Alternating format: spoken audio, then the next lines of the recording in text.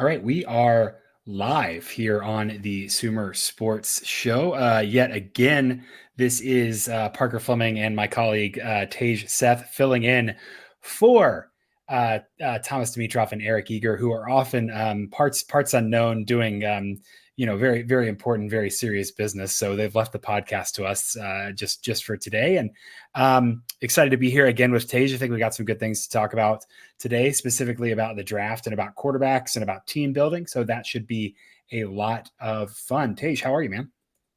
Really good. Yeah, thanks again for introducing, and yeah, excited again to be here. And I think this is a really fun time of the year because we're coming off all like the Super Bowl hangover type stuff where you have the week to digest the whole season, and then now we can really turn our focus to the draft. I was listening to Detroit Sports Talk Radio over the weekend, and they already were doing multiple segments on the draft, even glossing over free agency. And so that's how you really know it's the time of year to start talking about this stuff. Man, and the draft Twitter just well, draft Twitter just hits you so hard and so fast, man. It comes out of nowhere and it's like drinking out of a fire hose. We've got takes left and right. We've got attempted dunkings left and right. It becomes pretty crazy here, but hopefully we'll be able to cut through some of the noise and have some level-headed talk and some level-headed takes. Tej, before we get to all that, I do have to ask. You talked about football being over. I want to challenge you on that a little bit. The XFL this weekend was not bad. There were moments of honest to God, real competitive, compelling football. And I, for one, was excited. Did you get to catch any of the games?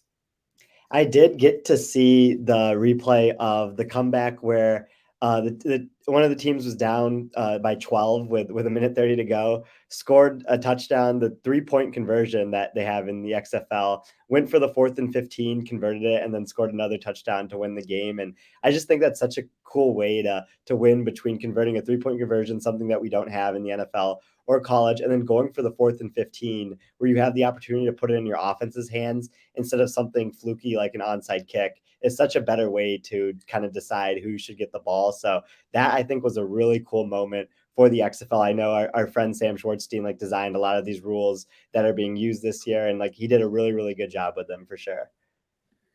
Yeah, it's certainly interesting, and they're trying things, and there are guys out there who legitimately look like they can play football a little bit, and so it'll be interesting to see how it goes over the course of the season. But was nice little you get to scratch the itch just a little bit this Mhm. weekend and watch some of these games, and I think the comeback was great. I think the Arlington game, they stopped the 2-point conversion to win at the end, and so there's some seriously fun moments with some teams who I think a couple of them will be competitive, and not everyone will be a disaster, which will be fun to watch. I think from the standpoint of, hey, we put a league together and still a work in progress, and they're putting a good product on the field. So um, let's turn our attention away from the XFL because I would talk about it for the next 50 minutes, but let's turn our attention to something more pressing and dive into a little bit of this of draft season. When we found out that we were going to fill in today, I think both of our immediate thought was, let's talk about quarterbacks. I feel like that's kind of the most fun thing that we can do. It's something you and I talk about offline a ton,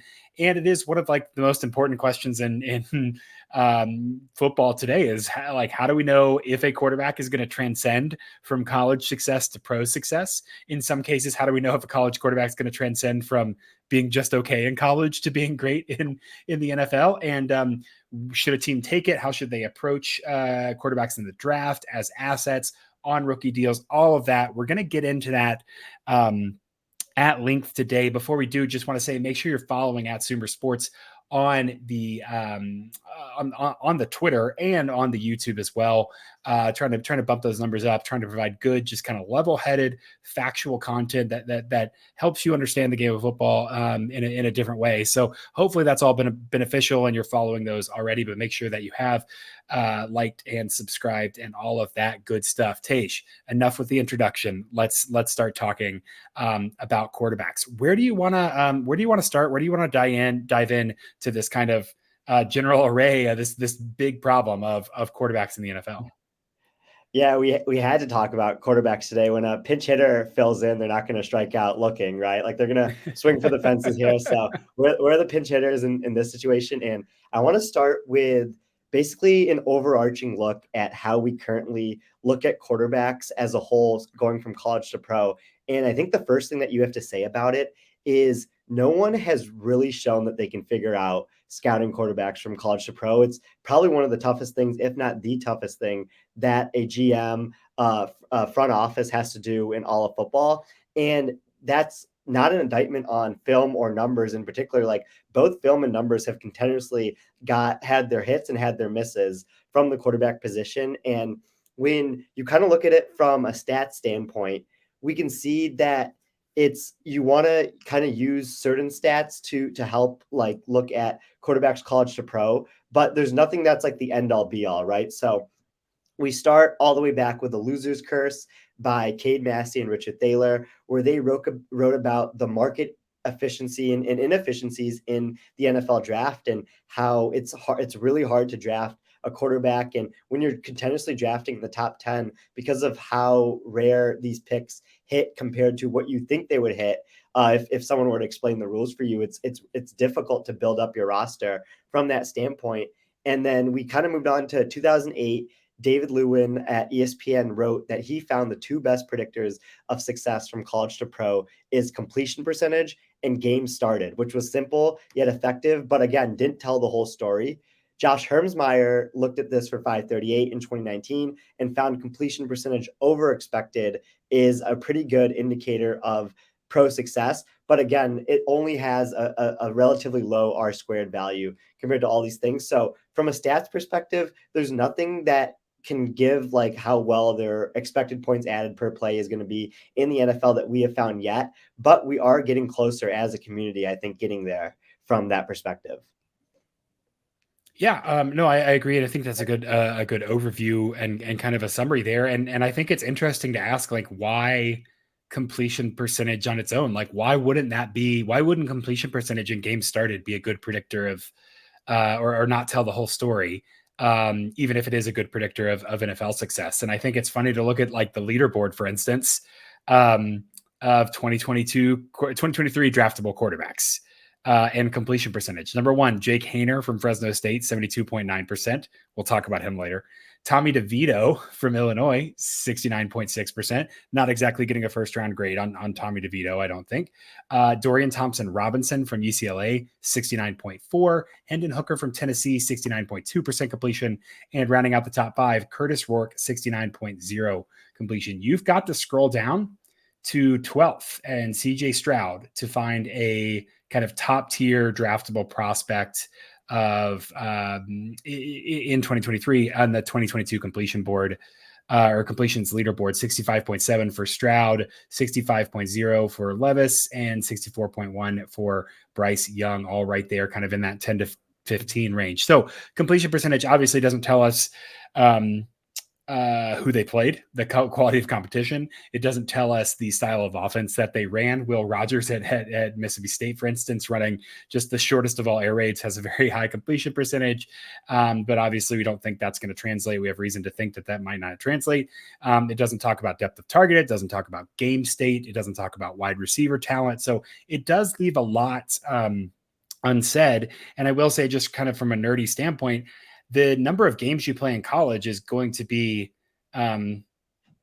certainly endogenous with the number of games you play in the NFL, just because like health and reps are going to be consistent over years. So yes, like there are a lot of guys who play a lot of games and don't touch the NFL, but conditional on playing in the NFL, you're going to have played a lot of games in college. Those are just going to go together kind of on its face with the endogeneity between those two variables there. Mm-hmm. For sure. And yeah, when you read off the completion percentage leaderboard, I think that shows like kind of the way things were happening in 2008 when David Lewin wrote that article for ESPN, and how things have changed now, where Josh Hermsmeyer found that you have to use completion percentage over expected, and that's a better predictor where you adjust for pass depth and how open the receiver is and game situation variables. Or you have Kevin Cole's perspective on this whole thing that he wrote for PFF a year ago, where he found that sack avoidance and scramble yards were the two best predictors of NFL play. And I think that shows how these modern NFL quarterbacks are handling these situations. When you kind of look at what Mahomes' superpower was in college, it was really his sack avoidance. And that has translated to the NFL, where he had the second best pressure to sack ratio in the league this year. And that's like something that I think you can like Mahomes is obviously an exception in a lot of ways, but I think that's something that you want to see in your quarterbacks as you go through that. And then scramble yards is another thing. When you're looking for a quarterback, they have such a wider leash or a longer leash when they can scramble. I think Josh Allen not being that good of a passer his first 2 years in the league, but having that rushing ability on design rushes on scrambles, let him be able to make it to year 3 where he's able to get the opportunity to be able to improve his passing. And he did do that, while you have more of a pocket passer like Zach Wilson, who's been a really, really bad passer his first 2 years and doesn't have that rushing ability to kind of keep him in the starting position. So like the Jets, for example, are moving on and looking for a different quarterback. Yeah, and bringing up the scramble yards, I think gets really, really interesting because again, you go to the leaderboard of college football of who's high on scramble yards in 2023, and you've got Dorian Thompson Robinson, Anthony Richardson. They're top 2 of the 2023 draft class, and then it drops off. You've got Clayton Tune, Hendon Hooker, kind of down there, and then Bryce Young at 18 is kind of the leader of the elite quarterbacks there with his 308 scramble yards.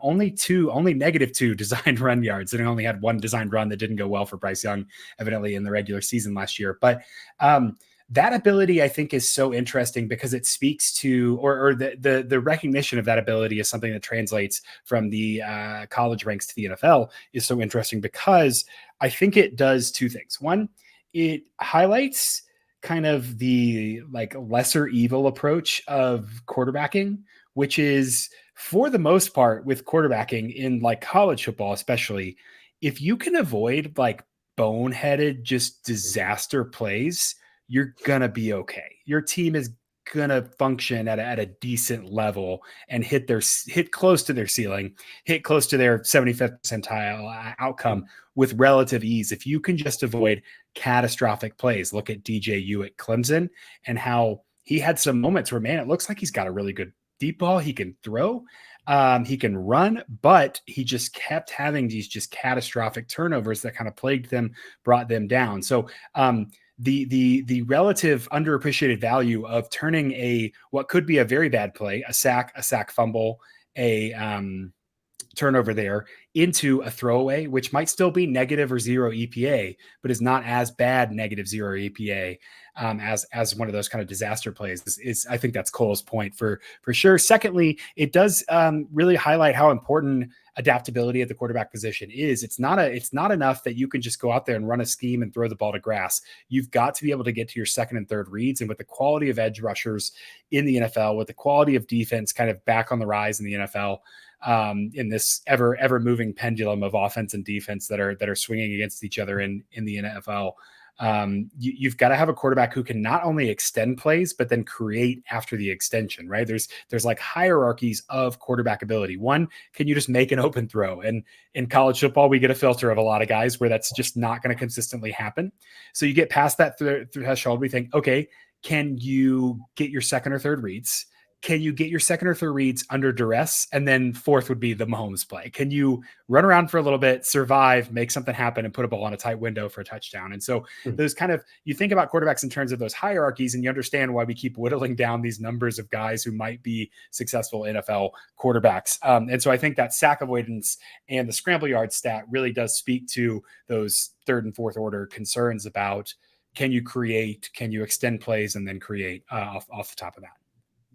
That's a great point. I do think sack avoidance is probably the most underrated aspect of quarterback play. It's rarely discussed on talk shows and different stuff like that. And when you look at a sack and the average EPA lost on a sack, it's 1.75 in the NFL this past season. That's equivalent to a 21-yard gain. And I do think that if a quarterback were to have 21-yard gains and 10 sacks that they could have avoided, the 20-yard gains would probably be something that were more remembered, because sacks often get placed on the offensive line, or sacks kind of get lost in the rhythm of things if, a penalty were to happen on that same series. And that's why I think like sacks are maybe not something that teams are considering as much when going from college to pro. But as the research has shown, as you talked about here with just observational data, like looking at how these quarterbacks kind of move, and it's like something that I think can translate really well. And on top of that, like when we kind of transition to the next thing we want to talk about here, like when you have a quarterback that is maybe making a couple mistakes or maybe putting the ball in harm's way, like their rookie year or their second year in the league, it's better than if you have a quarterback that you've signed to an extension that's doing that and significantly better. Like the surplus value of taking a quarterback in the first round is one of the biggest advantages of football right now. And whatever quarterback ends up being taken number one overall this year, they will have the 17th highest average per year in the league right now, which is below Jameis Winston and above Marcus Mariota. So right in between those two kind of middling quarterback contracts in the league. And when you look at what kind of can win in the league right now and what you're able to do if you have a quarterback like Jared Goff, for example, who's making $33 million APY on his deal versus the rookie contract quarterback who will be making 3 times less than that. It means that you can add 2 or 3 significant contributors to your team through free agency. And that is really helpful for these teams when they're building around their young quarterback. We saw it with the Eagles with Jalen Hurts, like we talked about when we hosted this show before. And we're going to continue to see it as long as these teams keep drafting quarterbacks highly in the first round. Yeah, and so okay, so explain that a little bit. Again, we know that people who are listening to this are probably big football nerds, but it's okay to cover our bases and hit our foundations. What do you mean by surplus value in terms of rookie quarterbacks? Because rookie quarterbacks might not perform at the same level as Patrick Mahomes. I don't think that's a bold statement to say. So, what do you mean by surplus value, and specifically the most tangible benefit of surplus value, which is team building and context around that? Yeah. So due to the draft and like the rookie contracts that last at least 4 years with the 5th-year option, there's a set value for how much you have to pay a quarterback on their rookie contract. But their production could be anything, right? Like their production could be as good as a top 5 quarterback. It could be one of the worst in the league. But since they are being paid the 17th highest out of all quarterback contracts, if they perform over that level, if their EPA per play or their general production and kind of how you see them in the pecking order is above 17th, they are starting to generate surplus value for their team. Where in a the most efficient market where a player is paid exactly 1-to-1 for their production, they are going to get more money than if they were not on their rookie contract. But instead, since they're locked into that deal for 4 to 5 years, they're being paid, they're being underpaid, and the team can reap the benefits of them being underpaid by being able to get players from other directions because they have excess money. Yeah, absolutely. And so I think that's a huge team building component that we're really kind of understanding now is just that 4 years of rookie contract on quarterbacks allows you to be aggressive and go make big trades. Looking at the Eagles here, to get pieces that you need to really raise the ceiling. So I think that brings up kind of an interesting question specifically about team building around quarterbacks, which is a quarterback adjacent question, but it's not impossible to win without a rookie quarterback, right? Like obviously we know that you can win with veteran quarterback, and even in recent years, Pat Mahomes this year. But team building, like recent history and of who's been successful, there does seem to be some kind of optimal strategy for getting your team set up in a certain way that the quarterback is all you need to get past the threshold, and then finding that quarterback, which I think is a little bit counterintuitive to how a lot of people think about the draft, which is go get the best quarterback and then he'll raise your floor. And then you can start putting pieces there to raise the ceiling. But on the flip side, I think it's a lot more strategic to think about the flip side. This might just be a Jets question, I think is really where I'm going with this. But are there really any teams who are a quarterback away? Or is it the idea that if you can just get your quarterback, you can build around him and kind of set up from there? Mm-hmm.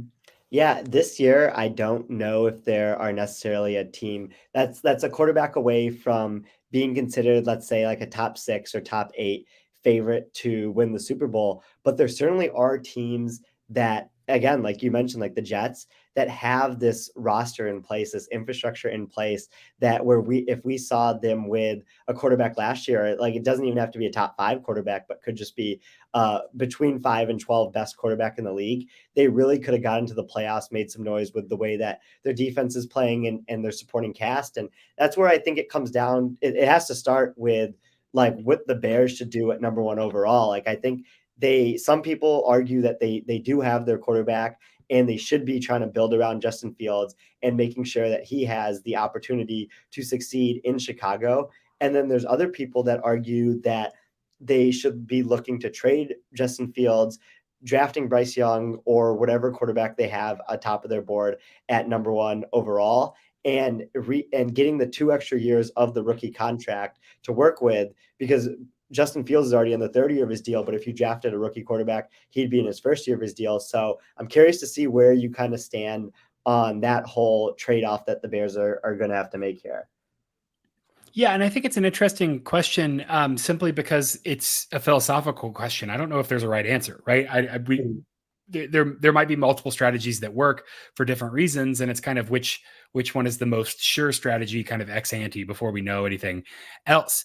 I looking at Ben Brown at PFF has this team war produced wins above replacement for 2022 season. The Bears were 1.82 in team wins above replacement overall. They were 1.66 war without their quarterback, suggesting that Justin Fields doing a little bit of back of napkin math was worth less than a fifth of a win to the Bears this season. That doesn't mean that he can't improve. That doesn't mean that they're not going to be able to, do better if they increase their surroundings with him. But it does suggest that their surrounding cast is not as good as you would hope to be, quote unquote, a quarterback away. I look at, for instance, the 49ers, 5.21 war without the quarterback, 6.58 overall.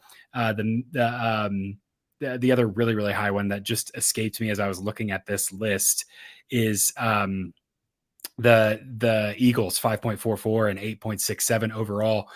So they're really high surrounding, and then the quarterback kind of takes them over the top as well. So Ravens 4.04, but 5.48, including the quarterback there as well. So some really good surrounding context. The Bears really fall short of that, and they have needs at all over kind of everywhere. I think that if we talked about the loser's curse and whether that, we brought that up earlier, whether that still applies or whether that's still a real thing, I would be looking to trade down in this situation because you do have Justin Fields. Also because there are 2, maybe 3 quarterbacks, if you count next year's draft class, that you could potentially do. And so I think if you're looking at this at a time horizon, you have to say our surrounding context is not so good that, Patrick Mahomes could fix this team. Right. And so we've got to do a lot of building there. I also think that I would rather pursue some high quality skill pieces and then try to get a Drake May or a Caleb Williams next year than potentially try my hand with a Will Levis or an Anthony Richardson, pending, where they trade back and could get to. If you can't get Younger Stroud, which at first you can get whatever you want, you got to trade back and then see if you can get that.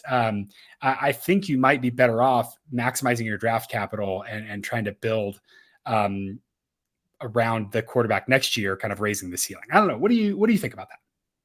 Yeah, no, I like that point. I think Young especially is kind of rose to the top of the draft class here. And I like Stroud a lot, and we'll get into Levis and Richardson when we dig into this. But when we were kind of brainstorming for this episode, the Bears case is special because they can choose whatever quarterback they want at number 1. And if they trust their scouting, they can roll with it.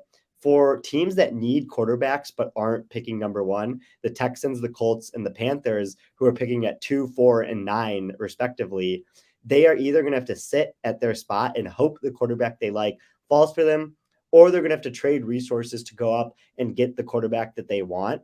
And so we know that there are the 4 top quarterbacks in this class, 4 quarterbacks that have been continuously mocked in the top 15, top 10 of the draft. And there are these 4 teams, the Bears, Texans, Colts, and Panthers that are picking in the top 10, that the latter 3 need quarterbacks, and the Bears could take a quarterback. But then you also have the Raiders at number 7, the Falcons at number 8, the Titans at number 11, who should probably take a quarterback, or shop the offseason market for a quarterback, whether it's through a trade with a veteran quarterback or through the draft. And then that's where it gets complicated for a team like the Panthers, where if you're sitting at number 9 and you're worried the Raiders or the Falcons are going to take that quarterback in front of you, you're going to have to eventually trade up and leapfrog them. And then you might not even get a quarterback that is your top prospect, or even your second prospect, depending on how the board falls. So I think it gets really complicated for these teams here. I think the Bears have more of a simple decision. If they really like whoever their quarterback 1 is, they could probably take them and roll with it, and get a decent amount of resources for Fields and reset that whole rookie contract window. But for all these other teams, it's a lot tougher to probably take your second or third favorite quarterback prospect.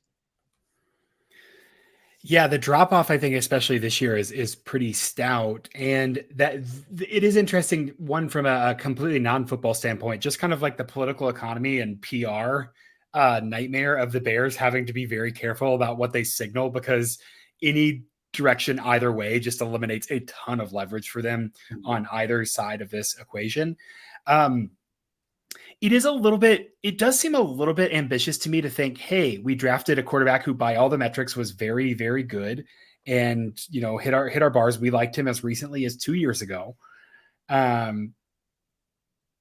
We can do something different with a guy who's going to at best like be the same for us there. Like, I don't know what you think would be necessarily different from the Bears if the surroundings don't get better for whoever's playing quarterback there. But I imagine you can kind of bid these teams against each other and leverage a little bit the idea that I'm of the opinion that it's Bryce Young is the real prize, and then there's 3 guys who potentially could work out in the right, like have a high ceiling, could work out in the right scenario.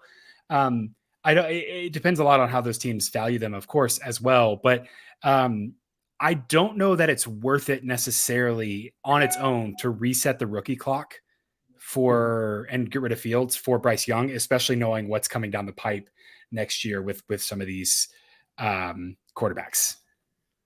I could definitely be talked into going with the delay for May route, or whatever the Caleb Williams equivalent is. Are we going with waiting for Williams? Waiting for Williams, yeah.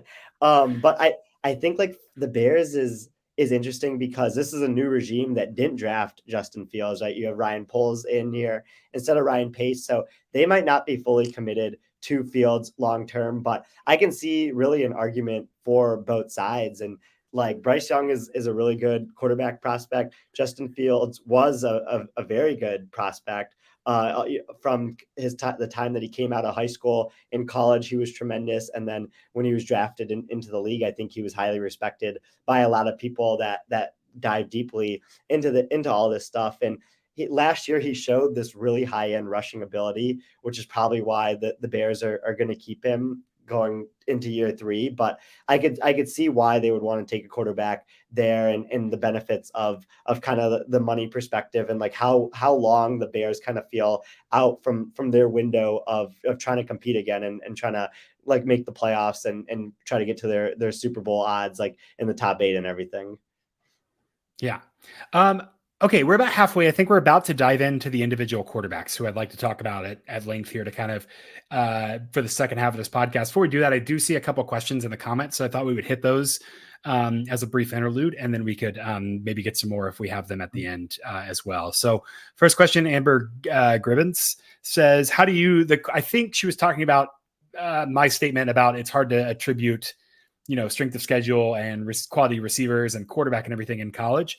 So that their question is, so how do you attribute presumably the value or the quality of a quarterback to the wide receiver versus the quarterback? Tej, I'll let you go first on that. How do you separate out a quarterback from a wide receiver? Be as technical as you feel comfortable doing, but also, whatever you think. Mm-hmm. Yeah, thanks for the questions. My answer to almost everything is to create a model for it. So that's what I would do and have done before for trying to separate quarterback from receivers, especially college to pro. And so when I created my college completion percentage over expected model, the second most important factor in the model after pass depth was how open the receiver was. And when you can kind of throw this into a machine learning model to get a prediction for the percent chance that a pass should be completed with the pass depth and how open the receiver is, and then all the game situation stuff, you can see how important that openness to the receiver is for kind of completing these passes. And when you adjust for that, when before the first iteration of the model that I created, Justin Fields had the highest completion percentage over expected in 2014 to 2020 at the time. But then once I was able to get the new data that had the openness of the receivers, due to Ohio State's receivers being so well, he moved from the highest ever to just slightly above average. So I think that's a good example of showing like how important receivers can be, especially at the college level, for kind of raising your completion percentage and adjusting for all that, the factors that go into that. Yeah, and it's not as easy as, I can divvy up 50% of a completion to the receiver, 50% to the quarterback, but it is almost as straightforward as that, is saying like, how much do I think the receiver benefited a quarterback? I think it's really important to look at, to have a mental model, to have an actual technical model, and say I need to do some way to isolate the variation of quarterback and attempt and defense and receiver.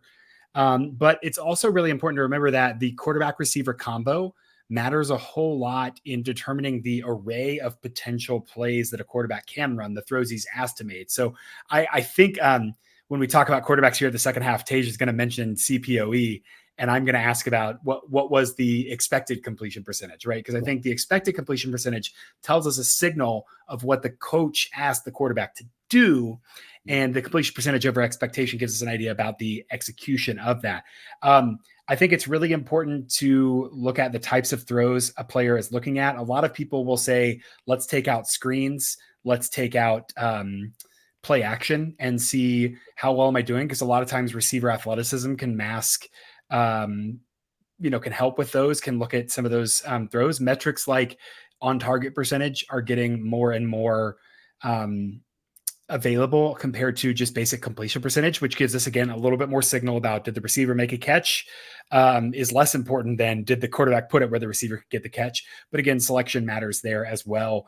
And so with the receivers, I think you really have to do a little bit of thinking. And that goes into kind of something you said at the beginning, Tej, just about how I don't think you can solve a quarterback problem without a deep dive into the numbers or a deep dive into the film. I think that there's a lot of people who have a strong opinion that you need one or the other, but they should really both be a launching point. So I think you could look at, hey, Justin Fields has a really high CPOE. When I adjust that for receivers, that goes way down. Why? And that leads you to look at, okay, I'm going to go watch him and watch the receivers and watch what they're doing, and kind of give you some differences there. But yeah, you're going to, any adjustment for the receiver is going to be some kind of mixed effects model. And there's trade-offs to that for sure. Yeah. Let's look. Jim Monk says, will be interesting to see how Fields plays this year with all the scramble yards. Absolutely. He had the most scrambles in the NFL last year by a good amount, and led in scramble yards, 721, had 200, almost 200 yards of scrambling more than Josh Allen in 13 more attempts. So that's a lot of fun. I agree. Hello, Fraser Lamont. And then, okay, one more question we have, and then we'll talk about the quarterbacks. Carados Sports says, what would Fields fetch on the market for the Bears this offseason? What do you think? So if the Bears were going to trade Fields, Tej, what kind of return are they looking at? Yeah, no, thanks for the question here as well. I think that Justin Fields would fetch a later first, like after pick 16 until 31, and also some sprinkled in day 2 or day 3 picks. When you look at where Fields was taken, like earlier in the first round, and then what he's done in the league, he's probably lost some value due to maybe his passing not being as good as people expected, and having those 2 years of his rookie contract gone. Take a shot every time I say rookie contract on the show, but when you look at still when you look at still his like athletic ability and like the ceiling that he has, and the prospect that he was, I think that a later first round pick and like maybe a day 2 and day 3 pick on top of that should be something that is given up for Fields. Which is interesting to me because there are like a Could you get a Paris Johnson? Could you get a Brian Brees? Could you bring in like Jordan Addison, Miles Murphy, Jackson Smith? I mean, there's a lot of guys in the late rounds here who I think have a really, really high ceiling that are projected to go in those like those teens where, hey, this might be really, really a really nice haul for them overall if they can't do as well with, with trading the first pick. Certainly going to involve draft capital next year, which is a different story. So yeah, I agree. I think that's about right. Is some kind of mid pick and then some padding. For sure. I'm interested to see what they will do. Regardless of what they do, someone has to take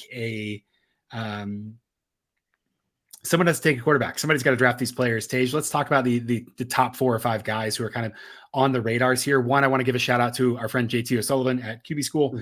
I watch basically every video he puts out, especially around draft season. Just a really good digestible way to watch the game and get some commentary on it, and then make your own assumptions and kind of fill in the gaps as you're watching and learn a little bit about football. So I know that most of the film that I have watched has been because I've watched a JT O'Sullivan video and jumped off of that and gone down a rabbit hole looking for something specific. So expected draft position number 1, presumably number 1 overall, if we didn't know which team was picking and what the specific team needs were here, is Bryce Young from Alabama. Tej, tell me about Bryce Young. Maybe had his better season in 2021, but 2022 still was not bad. Mm-hmm. Yeah, and JT O'Sullivan for me is like a Ratatouille situation where I'm not really watching the film, like he's kind of guiding me through it. So I really appreciated his videos on all these prospects, and we'll talk about it today. But yeah, Bryce Young and our friend Benjamin Robinson at Grinding the Mocks does have him as the number 1 overall pick. As projected right now, like you mentioned. And, in looking at him just in 2022, like 83.7 QBR, which was 6th best in the league. He had a 12.5% pressure to sack rate, which was in the top 30 amongst quarterbacks. And when you break down where his passing location is, I think he was the best intermediate passer in the entire country this past season. And when you look at the numbers in that specifically, he had a 72.2% adjusted completion rate on passes that went 10 to 19 air yards. And he's also a good deep passer on top of that. 50% adjusted completion rate on 20 plus yard passes. So basically that's a lot of numbers to say that he's pretty good at avoiding sacks. And we know that he can scramble pretty well, but he can also pass the intermediate and the deep ball well. And the biggest concern about Justin Fields this draft season is going to be his size, whether he's 5'9", 5'10". We still don't know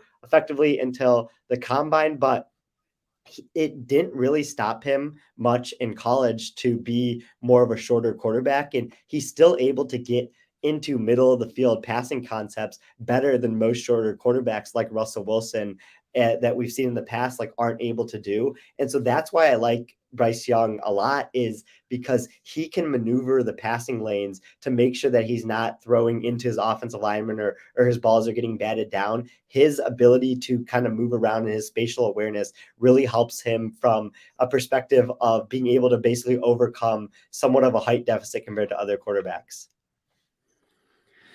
Yeah. I mean, certainly his ability to extend under pressure is maybe that's underrated. I said certainly, but I'm going to, maybe it's underrated.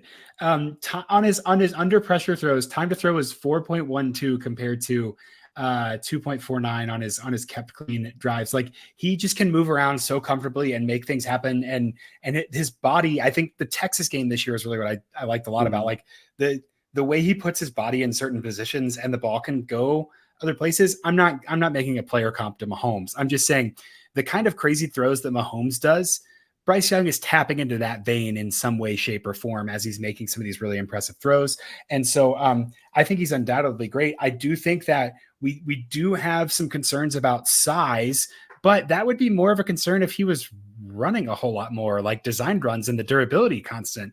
I think if he can escape and can create, like we've talked about, which he can, he only scrambled 29 times this season. And so in one design run, as we mentioned, so it's not like he's in a position where he's going to be lining up and taking a ton of hits. That certainly changes. I think that changes how you should think about the size issue as well. I don't know what in what ways would that be limiting beyond just the physicality of the game? Mhm.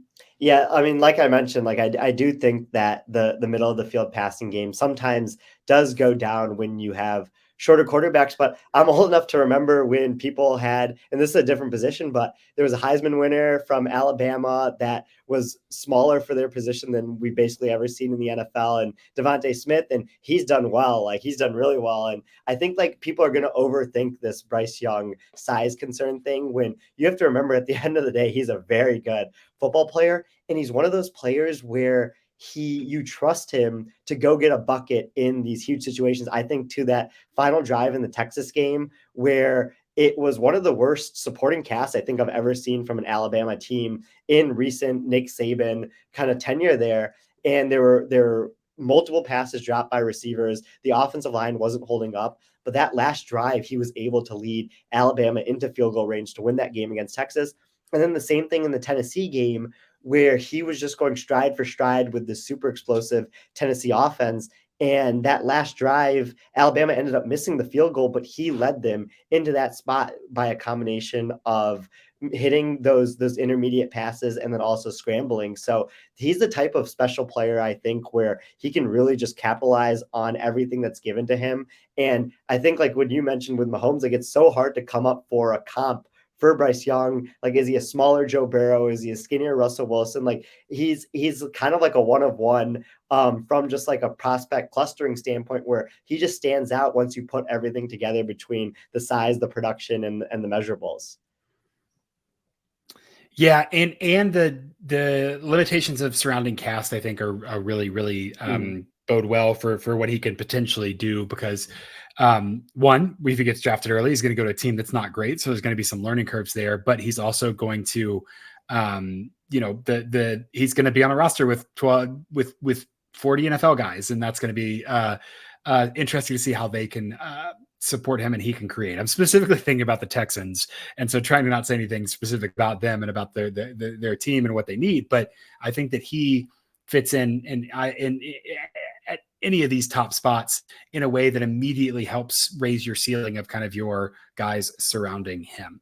The size issue, yeah, I mean we've seen varying returns on that ability. I think if he was a borderline guy, I would look at size and say, okay, maybe this is something that's going to be a concern. But given that he's so far on the tail, I don't know how that's disqualifying necessarily. Let's move on to the next one on the expected draft board here from Grinding the Mocks is Ohio State's CJ Stroud. Before we get to even the first order stats, I want to talk about their offense for just a second. When they played Georgia, which I think is about as close to an NFL defense as a college team is going to see this year, Stroud hit 4 receivers that were responsible for 95% of targets and 95% of the yards. They only threw the ball to 6 people total. Wow. And so it wasn't like they were slinging the ball, but they weren't spreading out. They were saying, we know how to find these matchups. We're going to get the ball to our guys in matchups. I thought that was really, really impressive that it wasn't necessarily some kind of, junk ball, run around, make something happen. It was, hey, we know where we want the ball to go. And generally we can get our guys there in most situations, if not all situations, especially there at the end. So was really impressed with his ability. Of course, as you mentioned in like completion percentage talk, he was certainly benefited by one of the better wide receiving cores with some really, really talented guys, even as they were limited throughout the season. He is someone who I think has a little bit more variance than Bryce Young. Doesn't have the passing in the pocket ability, or excuse me, the passing under pressure, escaping the pocket ability of Young, but is really, really good with the deep ball. Over 50% adjusted completion on balls 20 plus yards downfield. Playing against some really stout Big Ten defenses is very impressive.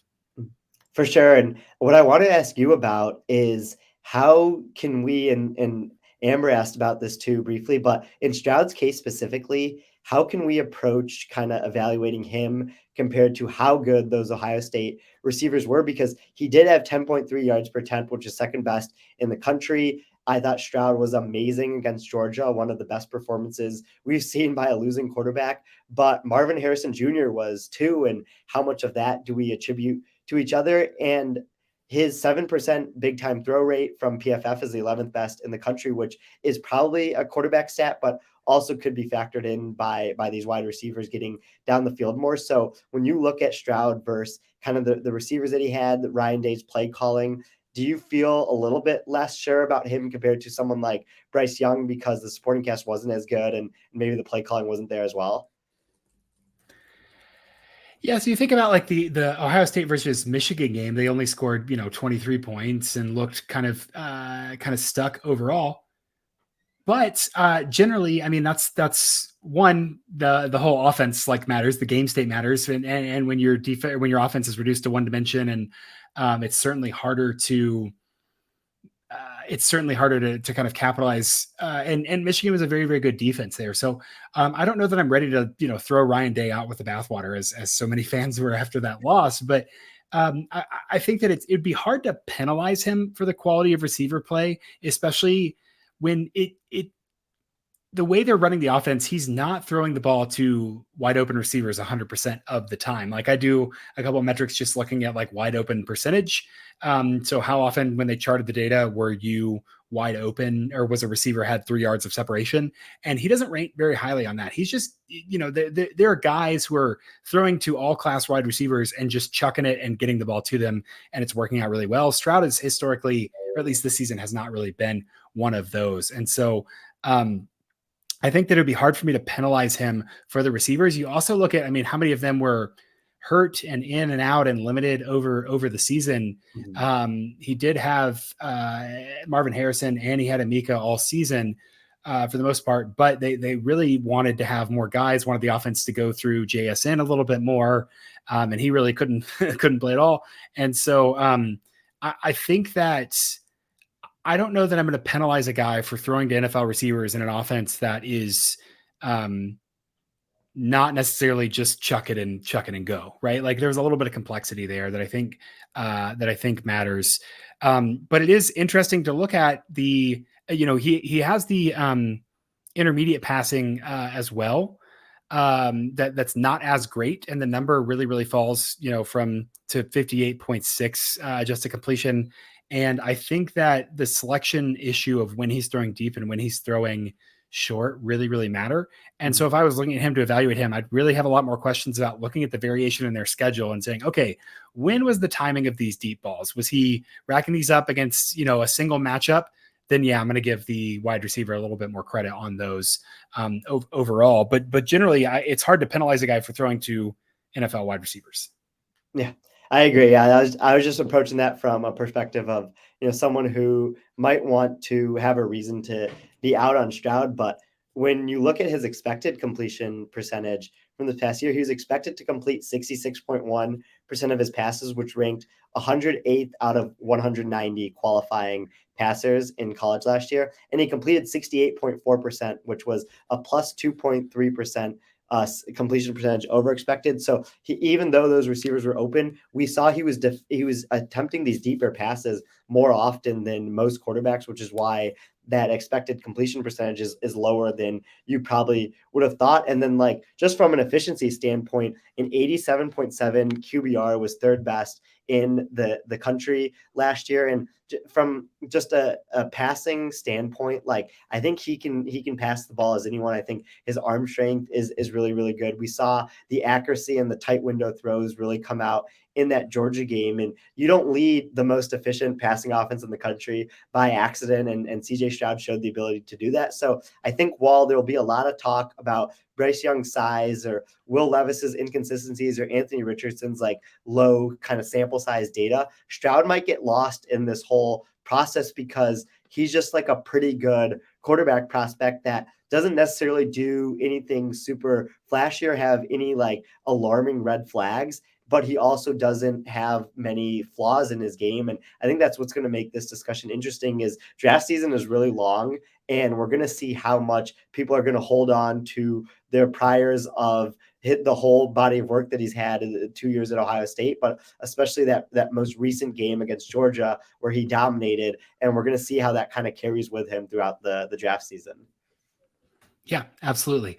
And again, there's plenty of reasons. I would say, again, caution you to say, hey, if I found a number that stands out, like the intermediate passing, I have some questions about CJ Stroud. I would like to go back and look and watch a game with that stat in mind and say, okay, what are they doing that's different? What's happening there, to either confirm that or kind of round out that prior. All right, we're at 50 minutes. Let's hit the last two here. We'll talk about Levis and we'll talk about Richardson a little bit quicker than we have the first two. Tej, I'm not saying Will Levis is bad. I'm not saying he won't ever be an NFL quarterback. I'm saying I don't understand it. I don't understand that he's been this highly rated. I don't understand the talk about the inevitability of him being a really number one kind of prospect, a long-term NFL starter with what we've seen. Talk to me about Will Levis. Explain this to me. Okay, so I'm with you and kind of in the hive mind, I think, on Twitter that Will Levis is not a great quarterback prospect, not worthy of a top 10 pick. But I tried to sit back and kind of pitch Will Levis to myself, or if I was a consultant, I had to pitch Will Levis to a team that wanted him in particular, and they wanted to hear some reaffirming thoughts about him. And here's what I came up with. Like, first of all, the arm strength is phenomenal, and you're not going to beat that. And I don't think you can necessarily teach arm strength. I think accuracy, while it's pretty stable college to pro, is something that you can kind of teach with mechanics, but you're given the arm that you have and kind of the strength that comes with it. And I think that Levis has that box already checked off. And then on top of that, he was playing injured in 2022 and the play calling was really bad. And I also don't think the supporting cast was good, right? So you have the 67th best pass blocking offensive line by PFF. You have Coach Bass on Twitter saying that Levis should only be evaluated on 2021 instead of 2022 because of the play calling and because of the supporting cast. But what I keep coming back to with Levis is he just didn't produce, right? Like 60.4 QBR was 61st in the country. And then like the biggest thing about him was his pressure to sack rate was 26.8%, 130th out of 140 qualifying quarterbacks. And if you have a guy that's going to be taking that many sacks into the NFL, it's going to be really hard to build an offense around. But maybe because of the things that I mentioned when I was trying to pitch him to myself, I could see a team getting talked into kind of the aurora about Levis, but it's going to be pretty hard for, I think, draft Twitter to get talked into him. Yeah, it's hard because there are strong opinions, and I think that we certainly need to be mindful of college surroundings, and there can be limitations, absolutely. But one of the key elements in like a little toy model I've had of draft pick placement has been year-to-year improvement because college football development cycles are so important. And I don't think that like Will Levis necessarily by the numbers stayed the same. Or even just treaded water. Like he wasn't creating given the situation that he had, which is really hard because again, raw tools are raw tools, and maybe in the NFL they can be worked on. It's hard for me to throw out something entirely. It's hard for me to throw out the entirety of this season without specifics. So I know there's a couple games where it's like, okay, he had a finger, he had a toe, and we can say, okay, that's fine. He had a finger, he had a toe. We can look at that and we can talk about that. But also, he played in all of those games and he had all season to learn the system. And I don't know that like we should necessarily, in absence of evidence of someone being great, I don't know that we should have give them the benefit of the doubt of being great if we have evidence to the contrary, right? I don't know. That's kind of a convoluted way to say this, but like I've seen a lot of like these are all jokes on Twitter, but like Will Levis and Joe Burrow conversations about like, well, look at someone's college career, it can change. And it's like, well, yeah, but we were talking about Joe Burrow in the draft after he had the greatest season in college football history. And you could say a lot of things about Will Levis's 2022. You cannot say it was the greatest season in college football history. So my question with Levis is the expected completion percentage. That's what I want to know and talk about for a second, because I think they did a lot in that offense that could have potentially benefited him, and maybe there's just a mismatch of touch and skill there. Mm-hmm. Yeah, so pulling up the numbers, Levis had an expected completion percentage of 68.2%, which ranks 68th out of the 190 qualifying quarterbacks that I have here. He actually completed 70.5% of his passes. So we also have a plus 2.3% CPOE, a completion percentage over expected for Levis, which I think is interesting because a lot of his problems are probably in the sack department, like we were talking about earlier. The passing department, he actually might be okay in that aspect. And another thing that I found was interesting was he had 11.3 yards per attempt off play action and 7.4 yards per attempt on non-play action passes, but was given play action at a lower rate than any of these other four quarterbacks that we're talking about today. So maybe they didn't utilize him great, but again, like it comes back to like his completion percentage might look higher because he's only attempting passes where he doesn't take a sack, and he was taking sacks so often that I think that there's some selection bias in play here. Yeah, and I think that again, opponents matter, and I don't want to write any programs off summarily. But if you look at his very good games, they were Northern Illinois, they were Mississippi State, who really fell off towards the end. They were even Miami, Ohio this year, and not necessarily the SEC teams that were that an NFL prospect should dominate against. Even last year, just looking at the ones that stand out, yes, he did great against Vanderbilt, against Missouri, against Louisiana Monroe, and against the Louisville team that wasn't excellent there. So I think that if we're buying Will Levis, we're buying the potential, we're buying that they can teach him the touch, we're buying that in the right situation with the right timing, he can develop into a great quarterback. That's hard for me because the expectation is that if you get drafted in the top of round 1, you're the starter, right? I think that's been pretty consistently what you're getting drafted for. And so the two sides of the two edges of the knife there kind of feel like either Will Levis, his best case scenario is getting drafted and maybe developing for a year, but the reality is that he's so highly touted because of that. He's going to get in a situation where he's going to have to start year 1 and be in a bad situation, and that might be bad. Best case scenario, maybe he gets drafted somewhere kind of like Jacksonville, where Trevor Lawrence didn't certainly get a mulligan, but got a lot of goodwill from kind of the coaching change and starting anew, and has turned into something great. So Levis is interesting to me. I'm just intrigued as to where it comes from overall, but will be interesting to watch. It's kind of a natural experiment to say like, hey, can we really write off an entire season of college football and still learn something about a prospect going forward? The last one, our agent of chaos, Anthony Richardson, his expected draft position is 12. I could see him falling because, man, he can do a lot of fun things, but he is pretty erratic. High variance quarterback is Anthony Richardson, and not always in the positive variant sense that kind of seems to jive well with success in college football. Mm-hmm. Yeah, no, for sure. I think Anthony Richardson's going to be one of the more interesting quarterbacks to talk about in this draft class. And it comes back to like, how much do you want to bank on traits? Because the production wasn't necessarily there. I think it took him 4 weeks to have a passing touchdown in 2022, which is okay, right? Like if you're getting touchdowns other way, that's fine. But it's just something interesting to note.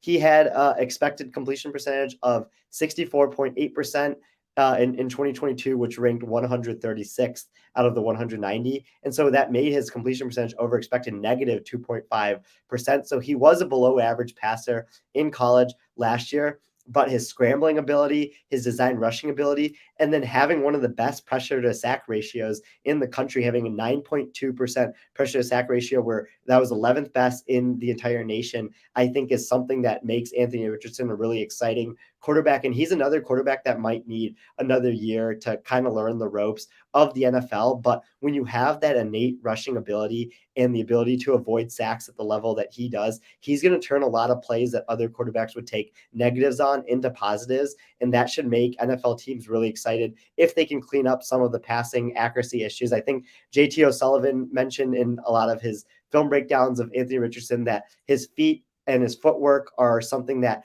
can be fixed and are off right now. So if a team believes they have the infrastructure in place to do that, I think Richardson could be one of the more exciting prospects in this class to get on your team if you feel like you're in that ability to do so. Richardson and Levis kind of feel like two sides of a coin. Mm-hmm. Where Levis has some of the traditional passing tool, although I mean Anthony Richardson could chuck the ball too. Not to say he doesn't have those passing tools, but Levis has those tools. Doesn't have kind of any of the soft skills of pressure mitigation that are correlated with success at the next level. And Richardson struggles in the kind of down-to-down business of throwing the football with some variance there, but is electric in his ability to extend plays. And so it does seem like they're kind of mirror image quarterbacks there in the inverse, that they both excel in kind of one area, but are pretty deficient in the other. Will be interesting to see what situation both of them land in. It could very well be the case that Levis gets taken by the Colts and they still need a lot for their team and doesn't do well. And Richardson gets drafted late in the draft by a team that's doing pretty well and falls into a good situation. I certainly wouldn't begrudge either quarterback. I wouldn't hold it against them for that situation, but that's a reality of just the draft and the nature of the loser's curse and being at the top of the draft overall. Yeah, Richardson is maybe is definitely more raw than Levis. I think situation matters so much here. I think he and Levis are certainly both past the threshold of talent for the potential to be a good NFL quarterback, but situation is going to matter a whole lot for either of those guys. Mm-hmm. For sure. And that's why I think like a really good fit for Anthony Richardson is a team like the Lions, because you have Jared Goff there, and Jared Goff is probably going to be your starting quarterback week 1 of 2023. But if you kind of go the Chiefs route, and again, no one can replicate Mahomes, but you can try to come close to it. If you go the Chiefs route of Goff being there like Alex Smith was in 2017, and then kind of handing off the reins to Anthony Richardson, I think that's something that you could and probably should look into if you're a team like the Lions in that spot, or if you're the Titans and you still have Ryan Tannehill there and you want to take Anthony Richardson and kind of have him sit behind there as well, because you do need to start looking for a long-term quarterback there. I could see that as well. So I think there are teams kind of in that range right now with Richardson being projected to go 12th overall. And I do think that rises throughout draft season, and we'll have to end up seeing where he goes. But there are teams in that low teens that might jump up or might take Richardson and have them sit behind a quarterback that they have currently on the roster and hope to develop him to be a high-end quarterback when he's ready in year 2. The Titans taking Richardson would be a real Eagles move there to say, look, we drafted Malik Willis last year. We have Ryan Tannehill, but we think we need something else and going and getting him.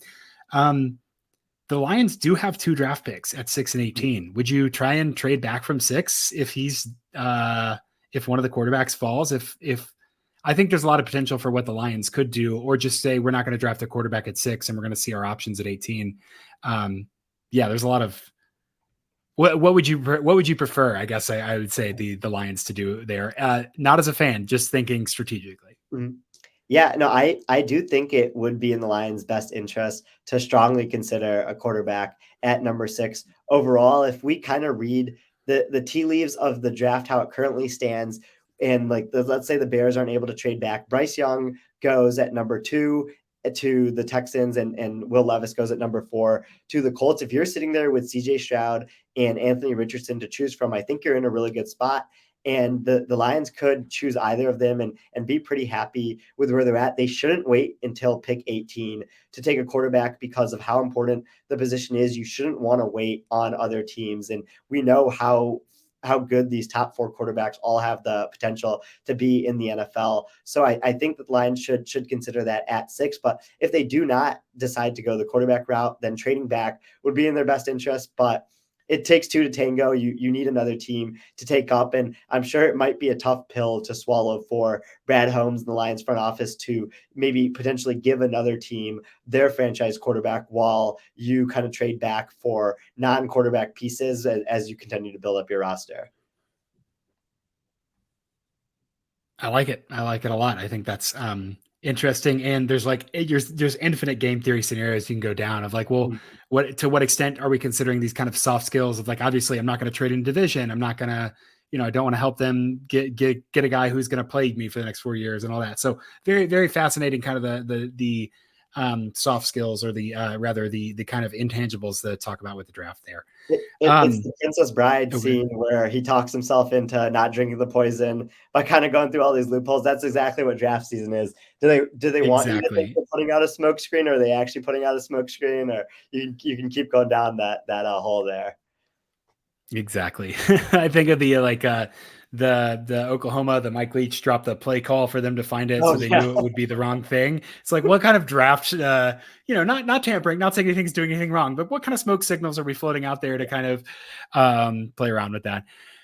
Man, that's over an hour. We're at hour 5 on quarterbacks and draft potpourri there. I think this has been a fun episode.